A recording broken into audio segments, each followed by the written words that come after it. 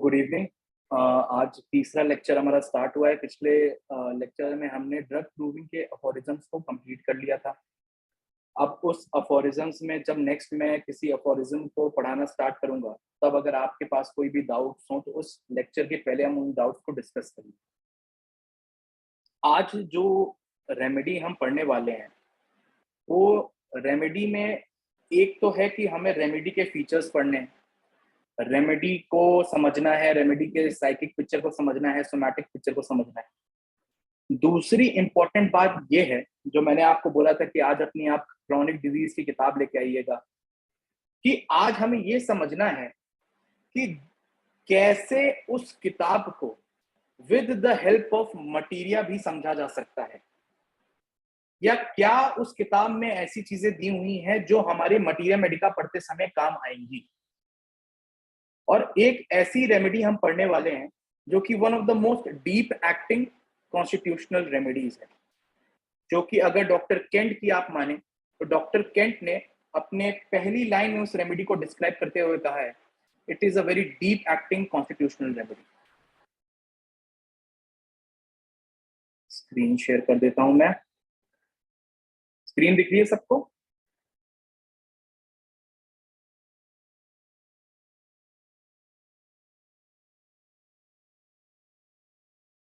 थोड़ा जवाब देते रहिए। Yes sir. और आज थोड़ा इंटरेक्टिव सेशन रखना। किताबें मंगवाएंगे तुम लोग से, अगर बोलोगे नहीं तो कोई फायदा नहीं है किताबें मंगवाने।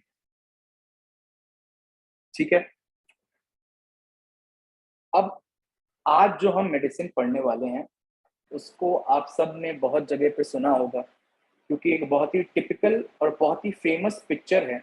अगर जब भी हम बच्चों की प्रिस्क्राइबिंग की बात करते हैं होम्योपैथी में, तो कुछ ऐसी दवाइयां हैं जिनका नाम आता ही आता है, जैसे कि Calcarea carb, baryta carb, silicea. अब ये जो ब्राइटा कार्ब है, अगर इसकी पिक्चर को हमें समझना है कि ब्राइटा कार्ब एक्चुअल में है क्या, ब्राइटा कार्ब का एक्चुअल में चाइल्ड होता कैसा है, तो एक सबसे पहला क्वेश्चन उठता है जो मैं आपसे आज पूछूंगा कि one word which describes the whole of baryta carbonica according to you. आप सब ने कहीं ना कहीं ब्राइटा कार्ब का नाम सुना है होम्योपैथी में, और सबके अंदर एक टिपिकल पिक्चर बैठी हुई है जो हमें टीचर्स या इधर उधर सीनियर से सुनने को मिलती रहती है कि हाँ this is baryta, this is baryta. और एक मजाक भी है हमारे कॉलेजेस में कि अरे ब्राइटा हो क्या, क्योंकि अगर किसी के इम्बेसिलिटी को मजाक उड़ाना हो तो हम उसको ब्राइटा कह देते हैं। तो आपके हिसाब से ब्राइटा कार्ब जो आज हम मेडिसिन पढ़ने वाले हैं, उसका कोई एक एक ऐसा वर्ड बताइए जो उसकी टोटलिटी को, जो उसकी होलनेस में उसको समझा सके। आपके अकॉर्डिंग कोई ऐसा शब्द हो सकता है ब्राइटा के लिए? सर डॉर्फिशनेस। डॉर्फिशनेस, राहुल जी। ओके। अभिषेक जी ने कहा है स्लो, स्लो डॉर्फिश। ठीक है, ये मैंने ले लिया, इंपॉर्टेंट है, नो डाउट, दोनों की ही पॉइंट्स इंपॉर्टेंट है। इससे एक स्टेप पीछे आओ, एक स्टेप पीछे आओगे तो तुम्हें पता चलेगा कि बेसिक कॉन्स्टिट्यूशन, अगर हम, चलो अब मैं क्वेश्चन चेंज करता हूं, कॉन्स्टिट्यूशन अगर हम बात करें तो कॉन्स्टिट्यूशन ब्राइटा कार्ब का किस वर्ड से, एक वर्ड से डिफाइन हो सकता है?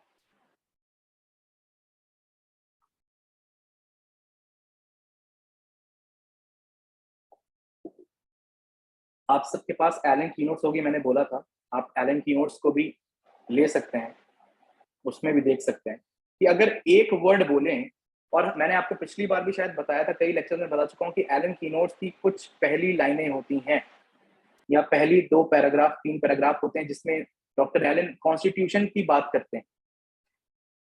तो उन्हीं पैराग्राफ्स में से आपको क्या लगता है कि कौन सा एक ऐसा वर्ड है जो कि ब्राइटा कार्ब की कॉन्स्टिट्यूशन को और उसी के थ्रू ब्राइटा कार्ब की टोटलिटी को बहुत अच्छे से समझाता है? और मैं उस चीज का रीजन दूंगा बहुत ही डिटेल में, तो आप इस चीज को ध्यान रखिएगा कि वो यूं ही सुपरफिशियली वहां नहीं लिखा गया है। किसी ने भी देखा Allen keynotes? Sir memory deficient. Memory deficient, memory deficient, ठीक है। क्या देखो उसी एलन की नोट्स में एक वर्ड लिखा होगा, स्क्रोफुला।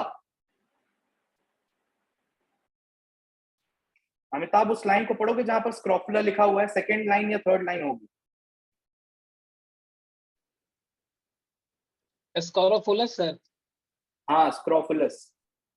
स्कोरोफुलस ड्रॉफीज में children who do not grow, children who grow too rapidly, calcarea लिखा हुआ है। फिर scrofulous ophthalmia, cornea opaque, abdomen swollen, frequent attacks of colic, face बस बस बस blotted बस and बस general बस। emaciation।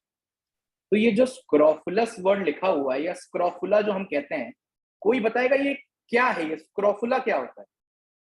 और इसको मैं तुम्हें दिखा दूं कि डॉक्टर जे.एच. क्लार्क की मटीरिया मेडिका तुम उठाओगे और उसकी पहली लाइन ब्राइटा काप की पढ़ोगे, तो वो लिखते हैं, baryta corresponds to scrofulous conditions in children and old age, dwarfish children and childish old people. ये दो लाइनें ही काफी हैं किसी ब्राइटा की पर्सनैलिटी को समझने के लिए। क्यों? क्योंकि ये स्क्रोफुलस कंडीशन अपने आप में इतनी डीप चीज है समझने के लिए, और उसके पीछे का रीजन है क्यों इसको स्क्रोफुला से ही मैं डिफाइन करने को बोल रहा हूं। पहला रीजन ये है कि हमारे सारे स्टॉलवर्ड्स ने ये कहा है। एलन में आपने पढ़ा, ये मैं क्लार्क का रेफरेंस आपको दे रहा हूं, ये डॉक्टर डब्ल्यू बोरिक, हमारी जो बोरिक मटीरिया मेडिका है उसमें लिखा है, this remedy brings aid to scrofulous children. ये जो एलन की नोट्स की लाइन अभी अमिताभ ने पढ़ी, scrofulous dwarfish child who does not grow, children who grows too rapidly, इसके कॉन्ट्रास्ट में कैलकेरिया यहां पर लिखा हुआ है। तो इस स्क्रोफुला वर्ड से आप क्या समझते हैं? कोई बताएगा मेरे को, क्या है ये स्क्रोफुला, या कैसे होते हैं स्क्रोफुलस चिल्ड्रन हमारे इसमें? मेरे ख्याल से So enlarged lymph nodes, the glands. enlarged lymph node और glands, ठीक है। और enlarged lymph node और gland तो फिर स्ट्रूमस कॉन्स्टिट्यूशन में भी होते हैं, तो क्या स्ट्रूमस कॉन्स्टिट्यूशन और स्क्रोफुलस कॉन्स्टिट्यूशन सेम चीज होती है?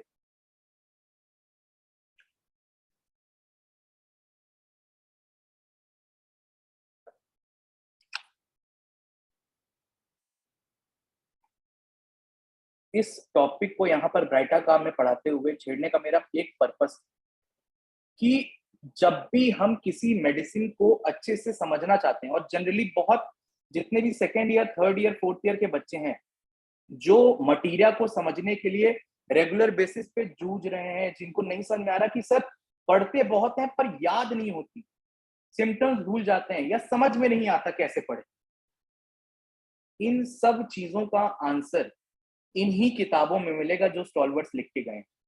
आपको बस मैं एक कॉन्सेप्ट बोलता हूँ, बहुत ही शुरुआत जब से मैं आप लोग को पढ़ा रहा हूँ, 6-7-8 महीने हो गए, कनेक्टिंग द डॉट्स का।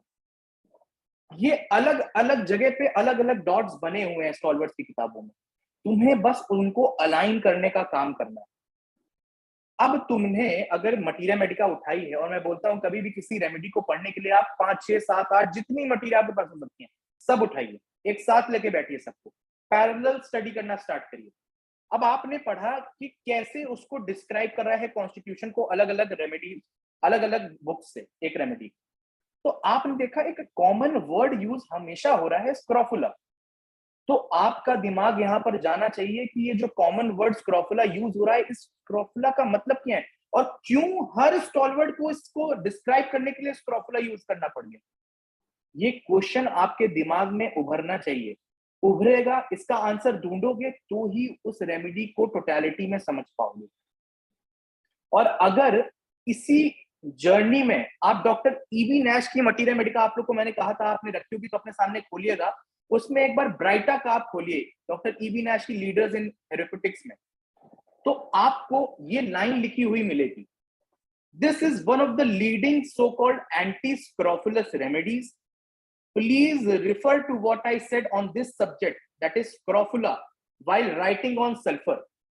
देखो यहां पर कि डॉक्टर नैश आपको गाइड कर रहे हैं, आपके एक सहभागी आपके साथ पढ़ने वाले स्टूडेंट बन रहे हैं और आपको बोल रहे हैं अगर तुमको स्क्रोफुला समझना है तो जो मैंने सल्फर में स्क्रोफुला डिफाइन किया उसको जाके रेफर करो और पढ़ो। तो तुम्हें यहां पर ये ब्राइटा का आपकी पहली लाइन में लिखने का क्या मतलब है? क्योंकि अगर तुम स्क्रोफुला नहीं समझोगे तो तुम ब्राइटा नहीं समझोगे। और अगर स्क्रोफुला पढ़ना है तो सल्फर में जहां पर मैंने स्क्रोफुला डिफाइन किया उसको जाके पढ़ो। और अगर आप उन्हीं की किताब में सल्फर खोल के स्क्रोफुला ढूंढेंगे तो उसमें उन्होंने ये लिखा हुआ, if you now ask me what is sora, I answer in true Yankee style, what is scrofula? Perhaps sora is scrofula or scrofula is sora. Call it there or neither. According to Dr. E.B. Nash, scrofula is nothing but sora in itself. वो कहते हैं कि सोरा को scrofula कह लो, scrofula को सोरा कह लो, कोई फर्क नहीं है इन दोनों बातों में, क्योंकि ये एक ही चीज के दो नाम हैं। अकॉर्डिंग टू डॉक्टर नैश, इस बात को ध्यान रखना, अभी यहां पर ये डॉक्टर नैश कह रहे हैं, आगे कुछ लोगों ने और कहा है, हम उसको भी डिस्कस करेंगे, पर डॉक्टर नैश ऐसा क्यों कह रहे हैं, आपको क्या लगता है?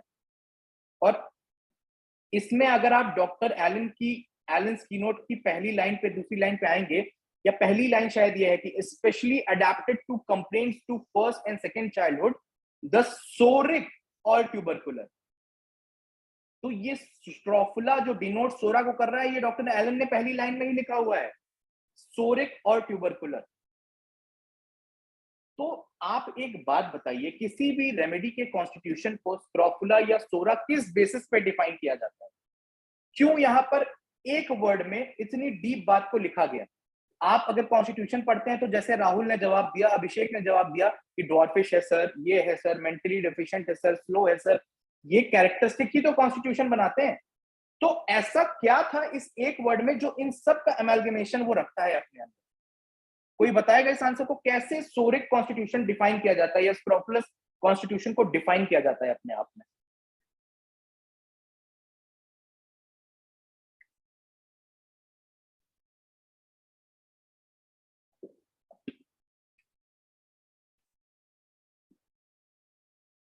किसी के पास भी आप में से डॉक्टर बोरिक की मटीरिया मेडिका है?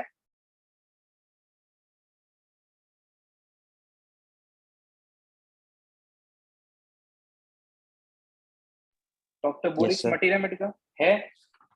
एक बार उसको खोलो, ब्राइटा काब उसमें खोलो, और माइंड के सेक्शन को छोड़ के नेक्स्ट सेक्शन कौन सा दिया है उसमें पढ़ना स्टार्ट करना। एक बार कौन सा सेक्शन नेक्स्ट दिया है माइंड के बाद?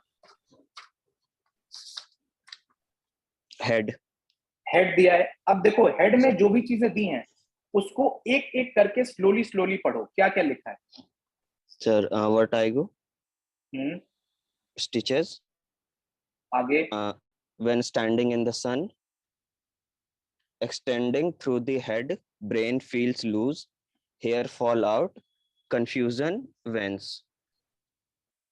अगर आप अच्छे से समझना चाहते हैं कि ये स्क्रोफुला क्या है या ये सोरा क्या है और क्यों सोरिक कॉन्स्टिट्यूशन ऐसे डिफाइन करा जाता है मेडिसिन में, तो यहां पर आपका काम है पैरेलल में हनीमैन की क्रॉनिक डिजीज किताब को खोलना, जो मैंने आपको बोला है आज लाने को, और जो जिसको जिसको मैंने वो पीडीएफ सेंड किया उस पीडीएफ को खोलो। आप जब उसमें सिम्टोमेटोलॉजी, हनीमैन ने उसमें 2 सिम्टोमेटोलॉजी दी है सोरा की। हनीमैन ने सोरा, साइकोसिस, सिफिलिस डिफाइन किया कि ये माइजेंस है, यही बैकग्राउंड में है, यही वो फंडामेंटल कॉज है जो सारी डिजीज करा रहे हैं। और अगर आपको सोरा को समझना है तो हनीमैन ने उसमें 2 लिस्ट ऑफ सिम्टोमेटोलॉजी दी है। पहली, सिम्टम्स ऑफ लेटेंट सोरा, जो छुपा हुआ है, एकदम न्यू प्राइमरी मैनिफेस्टेशंस ऑफ सोरा जिसको हम कहते हैं। लेकिन आज के जमाने में सब दबा दबा के कोई भी जगह पे आपको प्राइमरी मैनिफेस्टेशंस ऑफ सोरा नहीं मिलेंगे, आपको मिलेंगे तो आपको सेकेंडरी मैनिफेस्टेशंस ऑफ सोरा मिलेंगे। ये जो लिस्ट मैंने आपको दी है ये उसी secondary manifestation of psora according to doctor Hahnemann उसकी लिस्ट है। और अगर आप उसमें खोलेंगे इस रेमेडी को, सॉरी उस सिम्टोमेटोलॉजी को आप खोलेंगे और इस रेमेडी के हेड के सिम्टम्स देखेंगे तो वहां पर देखिए vertigo, headache, stitches in the head, the hair of the head frequently falls out most in front on the crown and top of the head, bald spots or beginning baldness of certain spots। ये head की बात हो गई। अब एक बार Rahul eyes के symptomatology पढ़ो baryta काब में, बोरिक में। Alternate dilatation and contraction of pupil, meningitis, photophobia, gauze before eyes, cataract, calcarea, phosphorus, celia. अब आप यहाँ पर देखिए, cataract, obscuration of the crystalline lens, dim opaque spots on the cornea. The eyes are most sensitive to daylight. They are pained by it and they close involuntarily. इसी को photophobia कहते हैं हम. ये सारी सिम्टोमेटोलॉजी कहाँ है? आप ब्राइटा का आप पढ़ रहे हो बोरिक से, पर ये पैरेलल में आपको कहाँ मिल रही है? सोरा की सिम्टोमेटोलॉजी में मिल रही है. अब नेक्स्ट आओ राहुल, ईयर्स के सिम्टोमेटोलॉजी पढ़ो बोरिक से. Sir, hardness of hearing, crackling noise, glands around the ears painful and swollen, reverberation on blowing the nose. अब आप यहाँ देखिए, deafness of various degrees even up to total deafness, जो hardness of voice की बात कर रहे हैं वो वाली चीज. Swelling of the parotid gland, आसपास वाली ईयर के ग्लैंड कौन सी है? पैरोटिड ग्लैंड है, उसकी स्वेलिंग होना. Various sounds and noises in the years, crackling हो, क्लिंकिंग, रशिंग, सीजिंग, इस तरीके के साउंड आना. ये सिम्टोमेटोलॉजी सेकेंडरी मैनिफेस्टेशन किसकी है? सोरा की है. पर पैरेलल में हमें कहां मिल रही है? ब्राइटा कार्बोनिका में मिल रही है. इसी तरीके से आगे आप सारी चीजों को, ये मैंने एक लिस्ट बनाई है, इसको आप मैच करके देखना. ये मैंने जितने मार्क करे हैं, ये नोज की सिम्टोमेटोलॉजी देखो, पूरी बोरिक से मैच करो, सारी पैरेलल में मिलेंगी क्रॉनिक डिजीज में. गम्स की देख लो, माउथ की देख लो, कॉन्स्टिपेशन देख लो, स्टमक देख लो, हर एक चीज का यहां पर मैंने ये लिस्ट बनाई है जो कि पैरेलल में ब्राइटा कार्बोनिका और सोरा के मैनिफेस्टेशन मैच करते हैं. इसीलिए जब हमने कहा शुरुआत में कि क्यों एक वर्ड में डिफाइन करा जा सकता है, वो वर्ड क्या है? स्क्रोफुला. और डॉक्टर नैश क्या कहते हैं कि स्क्रोफुला इज नथिंग बट सोरा. तो यूं ही नहीं कह रहे हैं कि स्क्रोफुला में टोटलिटी छुपी है, क्योंकि एक एक सिम्टम जो ब्राइटा कार्ब का है वो सोरिक मैनिफेस्टेशन से मैच करता है. ये जो सबसे इंपॉर्टेंट पॉइंट हम मानते हैं, इंक्रीज ससेप्टेबिलिटी टू कोल्ड, ये सोरिक मैनिफेस्टेशन है. यही one of the most prominent की फीचर्स ऑफ ब्राइटा कार्ब है. ठंड बहुत जल्दी लग जाना, ग्लैंडुलर स्वेलिंग जो आप स्क्रोफुला में कह रहे थे, ब्राइटा कार्ब की बहुत मार्क्ड है. ये सेम चीज है किसमें? सोरिक मैनिफेस्टेशन में. तो जब यहां पर सोरा या स्क्रोफुला को ब्राइटा कार्ब कहा जा रहा है, तो वो इसी बेसिस पे कहा जा रहा है क्योंकि उसकी सिम्टोमेटोलॉजी एकदम पैरेलली मैच कर रही है किससे? सोरिक मैनिफेस्टेशन से या फिर स्क्रोफुलस मैनिफेस्टेशन से. अब एक अलग बात और आती है यहां पर, जब आप स्क्रोफुला को पढ़ेंगे तो हनीमैन के बाद जब डॉक्टर जेएच एलन ने एक बुक लिखी द क्रॉनिक माइजम करके, उसमें उन्होंने स्क्रोफुला को डिफाइन करा. पर that scrofula of doctor Allen, that is JH Allen, differs slightly from the scrofula of doctor Nash. Doctor Nash क्या कहते हैं कि scrofula is nothing but psora. Doctor Allen क्या कहते हैं पता है? डॉक्टर एलन ये कहते हैं, we have from a remote period been taught that the miasmatic basis of scrofula was soric in its origin. पहले वो नैश की बात रख रहे हैं, वो उसको डिनाई नहीं कर रहे हैं, इसको ध्यान रखिए, पर वो फिर अपनी बात को आगे रख रहे हैं. But I think we can readily see from what has already been said concerning the action of both sora and pseudosora that the disease scrofula owes its origin to the malignant combination of psora and syphilis. अब according to doctor J H Allen, जो हम scrofula जिसको कहते हैं, वो एक mixture है किसका? एडवांस्ड सोरा का, मैलिग्नेंट सोरा का, और एडवांस्ड सिफिलिस का या मैलिग्नेंट सिफिलिस का. यहां पर नैश से वो थोड़ा सा डिफर करते हैं, उनकी बात को रख के फिर डिफर कर रहे हैं. वो कहते हैं it could not be only due to the action of psora nor yet of syphilis. ना सिर्फ सिफिलिस स्क्रोफुला को डिफाइन कर सकता है, ना सिर्फ सोरा स्क्रोफुला को डिफाइन कर सकता है. अगर आपको स्क्रोफुला समझना है और इन टर्म ब्राइटा कार्ब समझनी है, तो आपको समझना पड़ेगा कि ये स्क्रोफुला में सोरा भी है और सिफिलिस भी है, पर एडवांस्ड है, मैलिग्नेंट स्टेज में है. अब यहां पर एक और बात ध्यान रखिए, जब पेशेंट आपके पास आ रहा है और आप पे उसको सिम्टम्स मिल रहे हैं और आप देख रहे हो कि कुछ सिम्टम्स सोरा के हैं, कुछ सिफिलिस के हैं, तो वहां पर आप ऐसा मत बोलना कि ये स्क्रोफुला है. इस बात को बहुत ध्यान से नोट डाउन कर लो और समझ लो, एडवांस्ड और मेलिग्नेंट वर्ड यूज करने का एक मतलब है यहां पर। जब यहां पर कह रहे हैं कि मेलिग्नेंट सोरा का और मेलिग्नेंट सिफिलिस का कॉम्बिनेशन है, उसका मतलब है ये जेनेटिकल इनहेरिटेंस में आपको दिखेगा। जेनेटिकल इनहेरिटेंस, मैं आपको एग्जांपल देता हूं। मैं एक पेशेंट हूं, मान लीजिए मैं एक फीचर लेके आ रहा हूं, मेरे अंदर ABCD सिम्टम्स हैं, वो सोरा के आपको लग रहे हैं, सोरिक मैनिफेस्टेशन से मैच करते हैं, और EFGH सिफिलिटिक मैनिफेस्टेशन से मैच करते हैं। You will never define me as scrofula. Then the question arises, कैसे हम डिफाइन करेंगे स्क्रोफुला को? आप मेरी पास्ट हिस्ट्री, फैमिली हिस्ट्री लेंगे। जब आप मेरी फैमिली हिस्ट्री लेंगे तो आपको ये दिखेगा कि एक side of my family history is preponderance of psora, जहां पर आपको सोरिक मैनिफेस्टेशन का प्रीपोंडरेंस, सोरिक डिजीज का प्रीपोंडरेंस मिल रहा है, और एक part of my family history is having syphilitic tendency, syphilitic preponderance, और वो साल दर साल मेरी फैमिली में चलता चला आ रहा है, और अब जाके मेरे अंदर एक नया टाइप का कॉन्स्टिट्यूशन बन के निकला जिसको हम स्क्रोफुला कहते हैं, जो कि मिक्सचर है एडवांस्ड सोरा और एडवांस्ड सिफिलिस का। इसका डिफरेंस समझिए, ये सिर्फ मेरे अंदर दो सिम्टोमेटोलॉजी का डिफरेंस नहीं है, ये एक एडवांस्ड जेनेटिक इनहेरिटेंस है जो लेता चला आ रहा है, और जिसका जब मिक्सचर हुआ, जब मैं पैदा हुआ, तो मेरे अंदर ये एक नया कॉन्स्टिट्यूशन बन के आया जिसको हमने नाम दिया scrofula. It is true that it has many features in common with Sora. No doubt, Scrofula है, जो मैंने पीछे दिखाया भी आपको, कि सारे symptoms Sora से almost match करते हैं. Yet it has, in my estimation, a clear and unmistakable history of syphilis, which is a miasm, the action of which is more specific than that of Sora. वो क्या कह रहा है कि no doubt Sora बहुत मिलेगा, पर background में हिस्ट्री में सिफिलिस भी मिलेगा, और इसी वजह से स्क्रोफुला को उसने इन दोनों का मिक्सचर डिफाइन किया।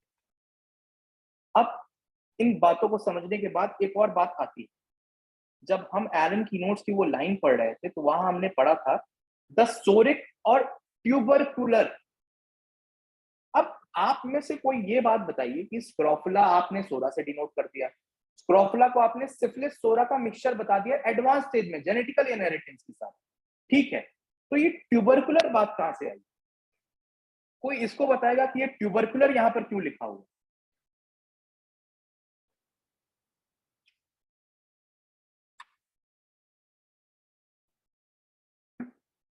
आप बहुत रेमेडीज में पढ़ते आते हो ट्यूबरकुलर डायथिसिस, और एक बात यहां पर और मैं बता दूं, tubercular is not a miasm. Tubercular is the diathesis of the patient, is the predisposition of the patient. Never defined tubercular as a miasm. Never do that mistake in your life.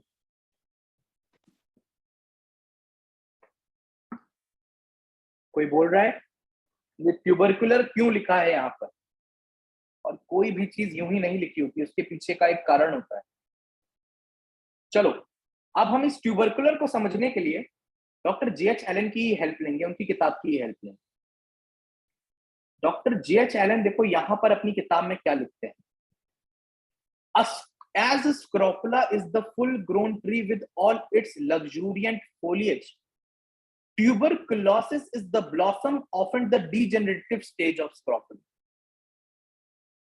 William Osler in his pathological work says that scrofula is tubercle and that the bacillus scotch is the essential element. We know that whenever scrofula takes on a malignant nature, it usually ends in tuberculosis, either in the lungs or some other part of the body.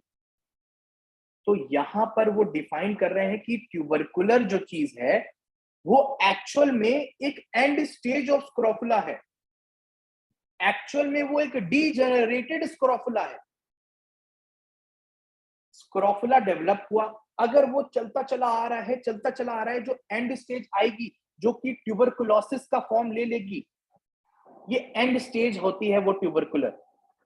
Scrofula का ही जो part है and का, ये जो इतना beautiful उन्होंने लिखा है, scrofula is the full grown tree with all its luxuriant foliage, the tuberculosis the blossom, often the degenerative stage of scrofula. तो अब हमको जो एलन कीनोट्स, हम तो बेसिक एलन कीनोट्स कवर कर रहे हैं, आप ये समझिए ये सिर्फ बैकग्राउंड की स्टडी है जो आप एलन कीनोट्स को समझने के लिए कर रहे हैं। अगर हमें एलन कीनोट्स की इन दो शुरुआत की लाइन को और इसके बाद जो मैंने स्क्रोफुला वाली लाइन पढ़वाई थी, सिर्फ इन 4 लाइनों को आप एलन कीनोट्स में पढ़ने बैठे हैं, तो इन 4 लाइनों की डेप्थ समझिए आप कितनी है। और अगली बार जब आपको लगे कि एलन कीनोट्स में क्या ही दिया है, तो ये चीज जरूर याद रखिए कि क्या नहीं दिया है। अब हमने डिफाइन कर लिया कि ब्राइटाकार्प का कॉन्स्टिट्यूशन कैसा होगा, सोरिक, स्क्रोफुला, ट्यूबरकुलर, ये सारी चीजों का डेफिनेशन, कॉन्सेप्ट हमें समझ में आ गया। अब बात आती है नेक्स्ट कि एक्चुअल में ब्राइटाकार्प में हमें फीचर्स क्या मिलेंगे, कैसे डिफाइन होगी एक ब्राइटा की पर्सनैलिटी। पहले हम एक बेसिक इंट्रोडक्शन ब्राइटा का पढ़ लेते हैं। It was first prove by doctor Hahnemann. Doctor Hahnemann ने इसको क्रॉनिक डिजीज में प्रूव किया था। अब एक और बात, क्रॉनिक डिजीज में किसी रेमेडी का होना अपने आप ये बता देता है कि वो रेमेडी पहली बात तो एंटी सोरिक रेमेडी है या फिर एंटी स्क्रोफुलस रेमेडी है, और वो डीप एक्टिंग कॉन्स्टिट्यूशनल माइज्मेटिक रेमेडी है, वो यूं ही एक छोटी रेमेडी नहीं है। पहली एडिशन ऑफ क्रॉनिक डिजीज में 286 सिम्टम्स थे, जो कि सेकेंड एडिशन में 8 और कंट्रीब्यूटर्स के आने के बाद 794 हो गए। लेकिन सेकेंड एडिशन जो आया उसमें एक कॉमन थोड़ी सी दिक्कत थी। वो क्या थी? बहुत सारे एडिशनल सिम्टम जो आए थे वो एक्चुअल में नहीं थे कार्बोनेट के, पर एसीटेट के थे। ब्राइटा एसीटेट के थे, वो ब्राइटा कार्बोनेट के नहीं थे। और जब आप हनीमैन की क्रॉनिक डिजीज पढ़ोगे तो उसी एसीटेट की सिम्टोमेटोलॉजी को डैश से हनीमैन ने डोनेट करा हुआ। अब डॉक्टर टीएफ एलन, फिर हमने पिछली बार डिस्कस किया था कि टीएफ एलन इंसाइक्लोपीडिया कितनी रिफाइंड है। वो रिफाइंड इसलिए है कि doctor TF Allen judicially those of the carbonates and adding some other observation give it a pathogenesis of 674 symptom. उन्होंने एसीटेट को हटाया, फिल्टर आउट किया कार्बोनेट के सिम्टम्स को, और खुद का कुछ ऑब्जर्वेशन ऐड करना था तो ऐड करके टोटल 674 सिम्टम दिए अपनी इंसाइक्लोपीडिया ऑफ मटीरिया मेडिका में, डॉक्टर टीएफ एलन की जो आती है। That is another proving materia Medica, जो प्रूविंग के सिम्टोमेटोलॉजी की मटीरिया मेडिका है अगर chronic disease materia Medica pura के बाद और हेरिंग गाइडिंग सिम्टम के बाद, तो वो यही। अब ब्राइटाकार्प को अगर आपको समझना है, ब्राइटाकार्प की पर्सनालिटी को, ब्राइटाकार्प के चाइल्ड को अगर आपको समझना है, तो इन 3 पॉइंट्स को आप कभी नहीं भूल सकते।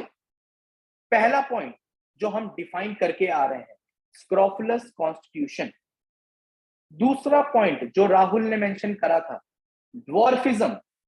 अब ड्वार्फिज्म सिर्फ फिजिकल लेवल पे नहीं है, जो जनरली हम बोलते हैं कि नाटा है, नॉट ग्रो रैपिडली नाटा है, ये वाला सिर्फ ड्वार्फिज्म नहीं है। ड्वार्फिज्म दोनों लेवल्स पे है, बी इट साइकिक और बी इट सोमैटिक, दोनों लेवल पे ड्वार्फिज्म मिलेगा, जो हम आगे डिफाइन करेंगे। और तीसरा इंपॉर्टेंट एस्पेक्ट ऑफ ब्राइटाकार्प है its susceptibility to cold temperature. Chilliness, extreme susceptibility to cold. थोड़ी सी भी ठंड लगी और सबसे पहला मैनिफेस्टेशन ब्राइटाकार्प का क्या आता है ठंडी में, आपको ही बताएगा, जो कि बहुत कॉमनली डिफाइन किया जाता है ब्राइटाकार्प के साथ। ठंड लगी और तुरंत एक चीज ब्राइटाकार्प में मिलती है, टॉन्सिलाइटिस। बिल्कुल सही बात, tonsillitis, recurrent tonsillitis leading to quinsy, doctor Boericke लिखते हैं। आप कई किताबों में देखेंगे ब्राइटाकार्प को ठंड लगेगी तो तुरंत हल्का सा खराश हुआ, नेक्स्ट स्टेप क्या है, टॉन्सिल्स एनलार्ज हो गए। और अगर किसी बच्चे का केस आप ले रहे हो जो कि थोड़ी टोटलिटी ब्राइटाकार्प की दिखा रहा है, तो उसकी हिस्ट्री में जाके एक बार ये जरूर पूछना कि क्या आप जल्दी कोल्ड कफ से पीड़ित होते थे। बोलता था हाँ डॉक्टर साहब, मैं बहुत ही ज्यादा चिली पेशेंट हूँ, मैं बहुत जल्दी ठंडी से मुझे बहुत जल्दी दिक्कत होती है, बहुत जल्दी बीमार पड़ जाता हूं, थोड़ी सी ठंड लगी और तुरंत बीमारी हो गई। इसको समझना बहुत इंपॉर्टेंट है। और दूसरी चीज आप क्या पूछोगे हिस्ट्री में उसकी, क्या आपको रिकरेंट टॉन्सिलाइटिस होता था या होता है, या इससे आप सफर करते थे? क्योंकि कुछ लोग आपके पास आएंगे, टॉन्सिल्स रिमूव करा देते हैं, लेकिन जब आप हिस्ट्री लोगे तो आपको पता चलेगा कि एक्चुअल में वो रिमूव होने का कारण ये था क्योंकि रिकरेंट टॉन्सिलाइटिस से वो सफर करता था, और ये रिकरेंट टॉन्सिलाइटिस की टेंडेंसी आपको लीड करेगी कहां? ब्राइटा कार्प के करीब। तो तीन चीजें क्या हैं? सोरिक constitution, dwarfism not only on the mental plane but also on the physical plane, and its extreme susceptibility to cold temperature and recurrent tonsillitis. अब ब्राइटा कार्प की साइकी को समझने के लिए अगर हम एक किताब का सहारा लें जो कि बहुत अच्छे से इसको ग्रुप करता है और बोलता है कि ये इस ग्रुप का हेड है, वो है डॉक्टर बोलेंड की चिल्ड्रन टाइप्स आती है आपको एक बहुत छोटी सी बुकलेट, पर एक्चुअल में उस बुकलेट में बहुत डीप मीनिंग की बातें लिखी। उसमें वो चिल्ड्रन टाइप की मतलब जितनी भी रेमेडीज हैं उसको ग्रुप्स में डिवाइड करा हुआ है, और दूसरे ग्रुप को वो कहलाते हैं backward group, dwarfish group, mentally retarded group, और उस ग्रुप का वो हेड मानते हैं ब्राइटा कार्बोनिका को, कि अगर बैकवर्ड चाइल्ड को समझना है, बैकवर्ड चाइल्ड की साइकी और फिजिकलिटी को समझना है, तो ब्राइटा कार्ब को समझो। उस ग्रुप में और भी दवाइयां हैं जैसे कि बोरेक्स, नाट्रम्योर, और भी दवाइयों का उसमें मिक्सचर मिलेगा, पर उसका हेड कौन है? ब्राइटा कार्ब है। अब ये बैकवर्ड चाइल्ड से मतलब क्या है हम समझें। बैकवर्ड चाइल्ड का सिंपल मीनिंग आप ये समझ सकते हो, अगर हम फिजिकल प्लेन पे या उसके एक अलग प्लेन पे देखेंगे तो डिलेड डेवलपमेंट होगा। कोई चाइल्ड बैकवर्ड कैसे कहलाया जाता है? पिछड़ा हुआ चाइल्ड कैसे कहलाता है? या फिर हम किसी भी इंसान को बोलते हैं ये बहुत पिछड़ा हुआ है, उसकी सोच बहुत पिछड़ी हुई है, क्योंकि जो आज इस वक्त का चीज चल रही है, एज के अकॉर्डिंग, उसके चीजों के अकॉर्डिंग आज जो उसकी सोच होनी चाहिए उससे बहुत पिछली सोच रखता है वो। अगर मेरी उम्र 25 साल है, 26 साल है, और मैं 15 साल 14 साल जैसे बच्चों जैसी बातें करूंगा, तो आप बोलोगे you are a backward child. इसमें डेवलपमेंट का भी बैकवर्डनेस है, delayed walking, delayed talking, delayed teeth development. अब आप कहेंगे सर ये बहुत ही सिम्टोमेटोलॉजी सिमिलर कैल्केरिया से नहीं रखता। बिल्कुल रखता है, पर कैल्केरिया में दो चीजों में डिफरेंशिएशन आता है। कैल्केरिया कार्ब में बहुत बैकवर्डनेस और स्लो डेवलपमेंट के साथ एक कॉन्ट्रास्टिंग पिक्चर में मिलती है, and that is rapidly growing child also, जो हमने यहां पर इधर डिफाइन करा था जब हमने कैल्केरिया को डिफाइन करा था। Children who grows too rapidly, ये कॉन्ट्रास्ट में दिखा रहा है, उस बैकवर्डनेस के ब्राइटा के कॉन्ट्रास्ट में कैल्केरिया को रखा है। और कैल्केरिया में भी ये ड्वार्फिशनेस, ये डिलेड डेवलपमेंट है, पर कॉन्ट्रास्ट में उसमें एक ऐसी पिक्चर भी मिलती है जो कि ब्राइटा में बहुत ही मुश्किल है। दूसरी डिफरेंशिएटिंग पॉइंट जो ब्राइटा कार्ब में और कैल्केरिया कार्ब में होता है, वो होता है स्वेटिंग का। कैल्केरिया कार्ब में excessive perspiration on head during sleep, wets the pillow, ये सब मिलता है अगर इस तरह की चिल्ड्रन की पिक्चर है। ब्राइटा कार्ब में नहीं मिलता है। तो जब डिलेड डेवलपमेंट की बात हुई, कैल्केरिया से कंपेयर कर रहे हो, तो ये डिफरेंशिएटिंग फीचर होंगे। अब यही डिलेड डेवलपमेंट एक मेंटल डिफेक्ट के साथ भी आता है। मेंटल डिफेक्ट कैसा? वही कि आज जो उम्र के हिसाब से उसको अपनी एक्टिविटीज करनी चाहिए, अगर मान लीजिए मैं 10वीं क्लास में या 8वीं क्लास में पढ़ रहा हूं और मेरी बिहेवियर, मेरे चीजें, मेरा दिमाग उस बच्चे की तरह है जो 4वीं 5वीं क्लास में है, तो क्या मैं सरवाइव कर पाऊंगा? नहीं कर पाऊंगा। और यही एक पैथोलॉजी का डेवलपमेंट होता है ब्राइटा कार्ब की पर्सनैलिटी का चाइल्ड में। और यहां पर जो इंटेलेक्ट मैंने मेंशन किया है, ये इंपॉर्टेंट पॉइंट है।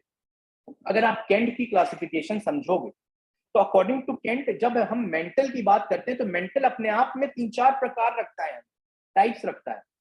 Will, intellect, emotion.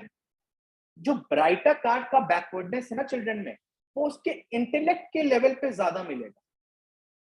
अगर हम इसको बहुत अच्छे से डॉक्टर केंट की लैंग्वेज में समझे, तो डॉक्टर केंट अपनी मटीरिया मेडिका में इसको डिफाइन करते हैं कि there is an expression here in the text, want of clear consciousness.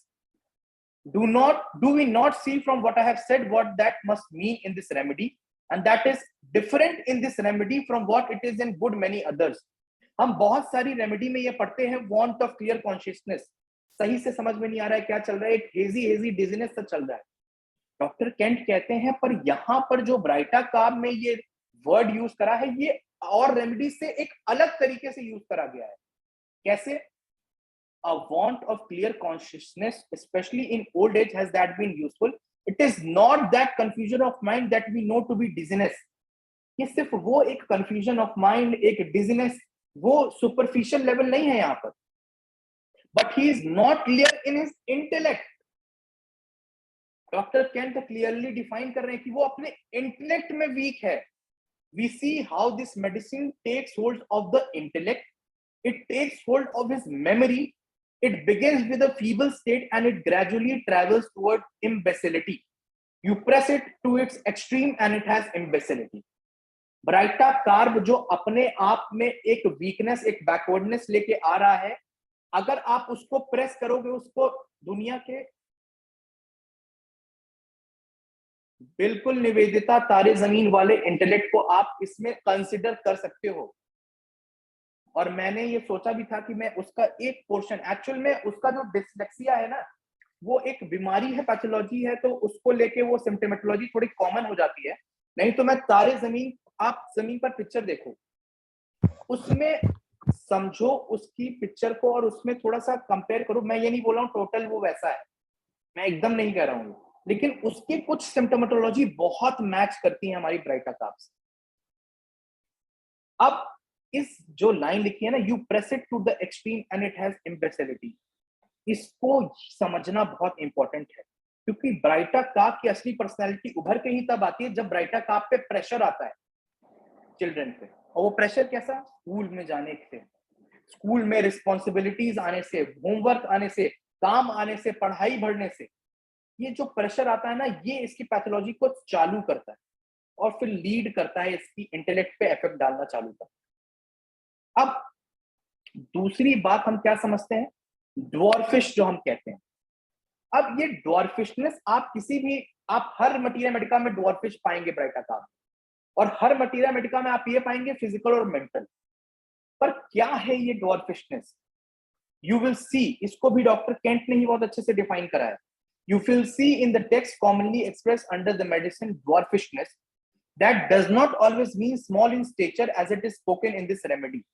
हमेशा dwarfish का मतलब ये नहीं है कि जो नाटा है, सिर्फ इतने सुपरफिशियल लेवल पे dwarfish को मत समझो.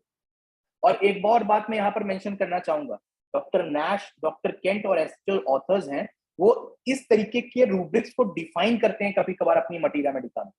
तो आप जो आजकल किताबें खरीदते हो ना मेंटल रूब्रिक डिकोड करने के लिए, समझने के लिए, आप इन मटीरिया मेडिका में अच्छे से डिटेल्ड स्टडी करेंगे तो आपको अपने आप एन नंबर ऑफ रूब्रिक्स की मीनिंग समझ में आ जाएंगे.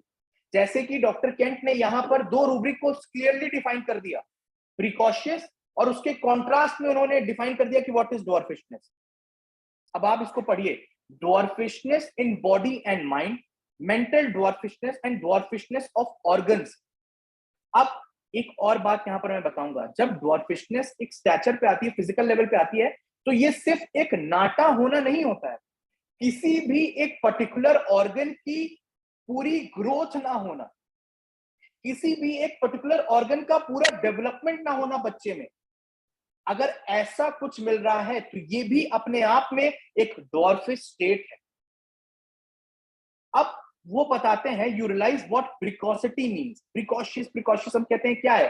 लाइकोपोडियम को डिफाइन करते हैं प्रिकॉशियस है, फास्फोरस को डिफाइन करते हैं प्रिकॉशियस है. क्या है ये प्रिकॉशियस?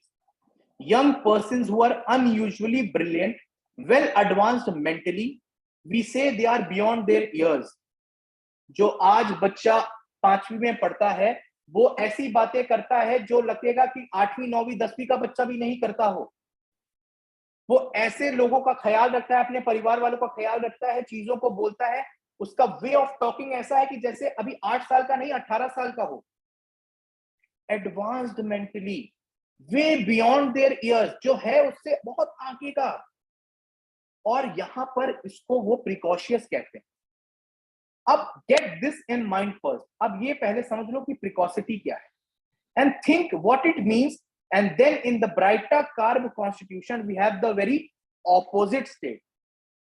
उम्र यहाँ की, दिमाग यहाँ का, मेंटालिटी यहाँ की, फीचर्स बोल रहा हूँ, यहाँ के स्टेट ऑफ, मतलब एक तरीके से चीजों को समझना यहाँ का, तो प्रिकॉसिटी है। अब यही एज यहाँ की, पर चीजों को समझना, मेंटालिटी एकदम यहाँ पर बैकवर्ड में। तो ये कॉन्ट्रास्ट है ड्वार्फिश। ये ड्वार्फिश है तो ये प्रिकॉशियस है, और यही प्रिकॉसिटी और ड्वार्फिशनेस का रिलेशन, कि एक बहुत ही अपनी एज के हिसाब से ज्यादा है और एक अपनी बहुत ही ज्यादा अपनी एज के हिसाब से पिछड़ा है। इसीलिए इसको डिफाइन करा गया है as a backward child, as a dwarfish child. अब इसको समझने के लिए हमें एक और चीज समझनी पड़ेगी कि अब हमने ये डिफाइन कर दिया, ठीक है साहब, ड्वार्फिश होता है, मेंटली बैकवर्ड होता है, पर हमें पेशेंट में कैसे दिखेगा? पेशेंट में भी तो समझ में आना चाहिए, what is baryta carb, how is the baryta carb showing itself in our clinics. तो उसके लिए आपको एक बहुत ही विशेष साइकिल को समझना पड़ेगा। इस चीज को अच्छे से समझ लो तो अपने आप कहीं ना कहीं आप समझ जाएंगे कि what is baryta carb in itself. एक सेकेंड थोड़ा सा होल्ड करिएगा।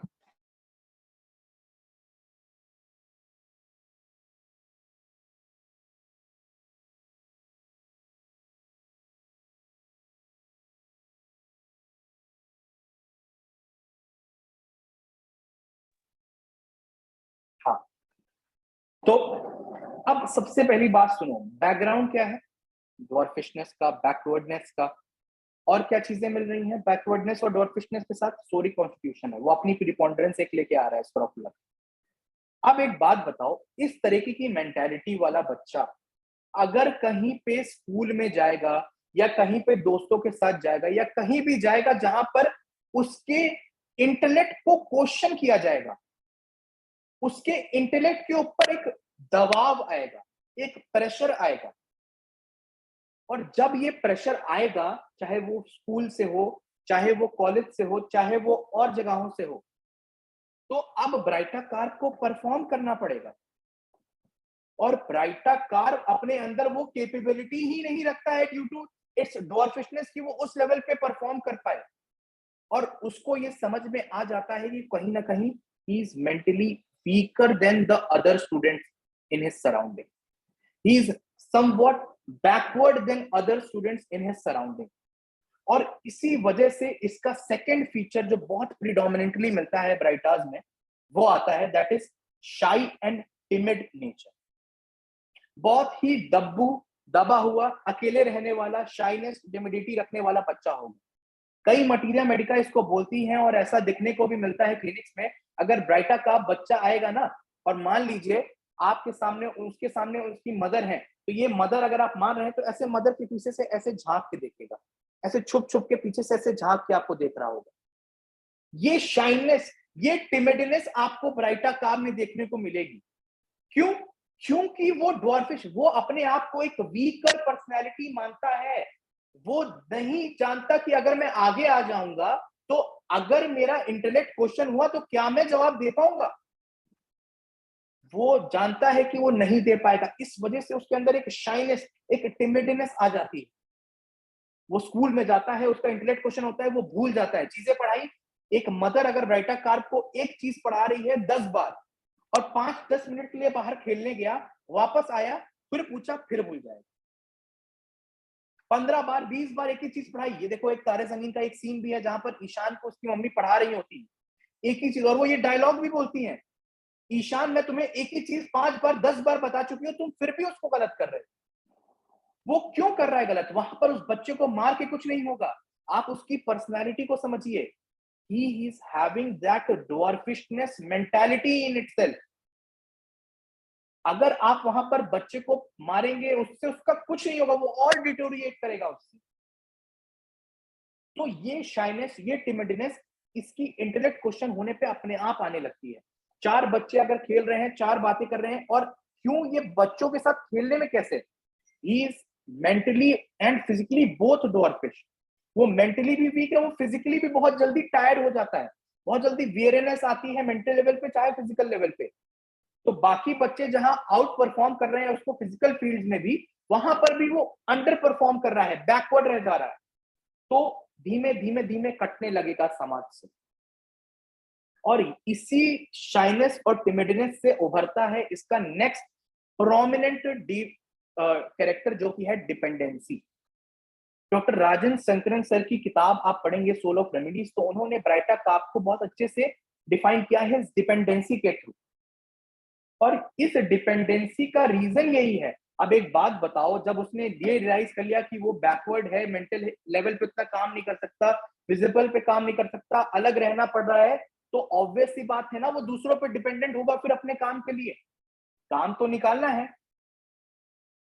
और इसी शाई टिमिडनेस का एक रिफ्लेक्शन मैंने नीचे लिखा हुआ है, फियर ऑफ पीपल। ये ब्राइटा कार्प में बहुत मिलेगा। बहुत जल्दी ब्राइटा कार्प नई जगहों पे नहीं जाता, नई जगहों पे एडजस्ट नहीं कर पाता, नई लोगों से नहीं मिल पाता, नई लोगों से बात नहीं कर पाता, क्योंकि बैकग्राउंड में उसको ये अपनी वीकनेस दिखती रहती है। हर काम के लिए, हर चीज के लिए डिपेंडेंट होगा। अगर आपको बीमारी में दिखाने आ रहा है तो वहां पर भी डिपेंडेंट होगा आपके ऊपर, फिजिशियन के ऊपर बहुत ज्यादा डिपेंडेंट हो जाएगा। एंशियस पर्सनैलिटी, बहुत ज्यादा एंजाइटी रखेगा अपने अंदर, बीमारी को लेकर, किसी भी चीज को लेकर। वो आपसे बार बार बोलता रहेगा, मैं ठीक तो हो जाऊंगा ना सर, आप ही हैं, आप ही के थ्रू मैं ठीक हो सकता हूँ, आपके बिना मेरा कुछ नहीं हो पाएगा सर, आप मुझे ठीक कर दीजिए। ये डिपेंडेंसी आ जाती है ब्राइटा कार्प की फिजिशियन पे। और इन सब चीजों को अगर अमेलगमेट करो तो कभी कभार ब्राइटा कार्प ना एक और रिफ्लेक्शन रखता है, और वो रिफ्लेक्शन होता है इंफीरियोरिटी कॉम्प्लेक्स का। अगर आपको याद हो, जब मैंने आपको लाइकोपोडियम पढ़ाई थी तो मैंने बहुत अच्छे से आपको साइकोलॉजी के थ्रू इस इंफीरियोरिटी कॉम्प्लेक्स को समझाया था। ये इंफीरियोरिटी कॉम्प्लेक्स क्या होता है? अगर मैंने रियलाइज कर लिया कि मेरे अंदर ये इंफीरियर सिम्टोमेटोलॉजी या इंफीरियर चीजें हैं, इन जगहों पे मैं इंफीरियर हूं, तो मैं पोर्ट्रे करता हूं अपनी पर्सनैलिटी को इस तरीके से कि दुनिया मेरी इन वीकनेसेस को ना पहचान पाए, दुनिया ना समझ पाए कि देखो ये तो इतना वीक है अंदर से। तो उसके पैरेलल में मैं अपनी एक ऐसी बोस्टिंग इमेज दिखाता हूं बाहरी समाज को। कहीं कहीं ब्राइटा कार्प इस तरीके के भी आपको मिलेंगे, छुपने वाले तो मिलेंगे ही, कभी कभार इस कॉन्ट्रास्ट में भी मिलेंगे। क्यों? क्योंकि जब आप उस कॉन्ट्रास्ट को थोड़ा, अब आप क्या बोलोगे, ये तो सर इतना एक्सट्रोवर्ट है, ये तो इतना मस्त से बोल रहा है, इतना आराम से बात कर रहा है, ये ब्राइटा थोड़ी होगा। नहीं, कहीं भी सुपरफिशियली जज मत करो, प्रिजुडाइज मत हो, बैकग्राउंड में जाओ, डेप्थ में जाओ। वो उसके इस बोस्टिंग नेचर के पीछे एक इंफीरियोरिटी कॉम्प्लेक्स छुपा हुआ है, same as found in lycopodium also. वो अपने वीकनेस, अपने कॉवर्डिस को, same baryta carb is also cowardice, lycopodium is also cowardice, वो अपने कॉवर्डिस को छुपाने के लिए अपनी बाहर एक बोस्टिंग, एक रोबस्ट इमेज बनाते हैं। अब ये हमने एक पिक्चर समझी, ठीक है, एक लाइन और लिखी हुई थी जिसका मैं आपको मीनिंग समझाने की कोशिश करता हूं, जो आपको इसको, ये क्वेश्चन अराइज होना चाहिए। ठीक है सर, हम चिल्ड्रन में समझ गए, पर ये जो एलन कीनोट्स की लाइन है, इसको कैसे समझें? कि specially adapted to complaints to first and second childhood. अब कोई ये बताएगा मेरे को कि ये सेकेंड चाइल्डहुड किसको कहते हैं?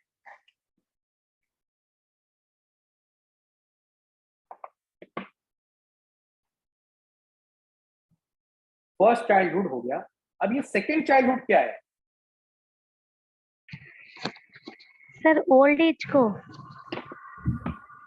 बिल्कुल सही।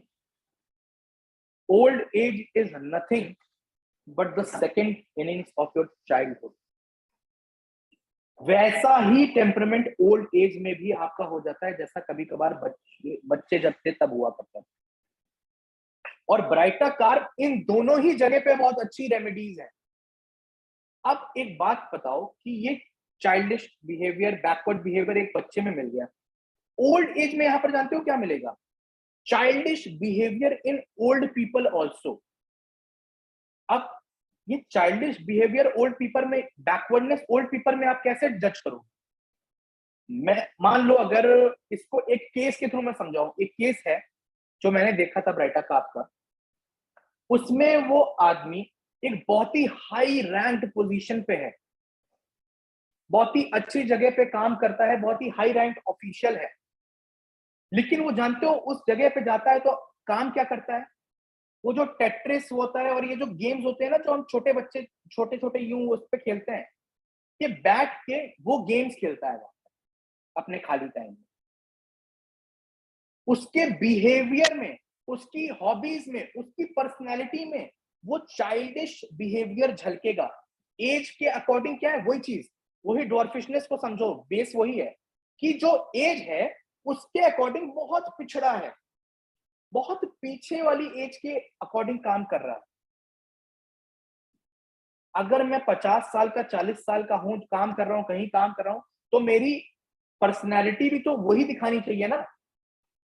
अब हूं 40 का, पर्सनैलिटी 20 की 15 की लेके चल रहा हूं, तो इन तरीके के बिहेवियर जब आपको ओल्ड पीपल्स में, ओल्ड लोगों में मिलेंगे, तो वहां पर आप ब्राइटर का आप सोच सकते हो, वहां पर भी यही सिम्प्टोमेटोलॉजी आएगी।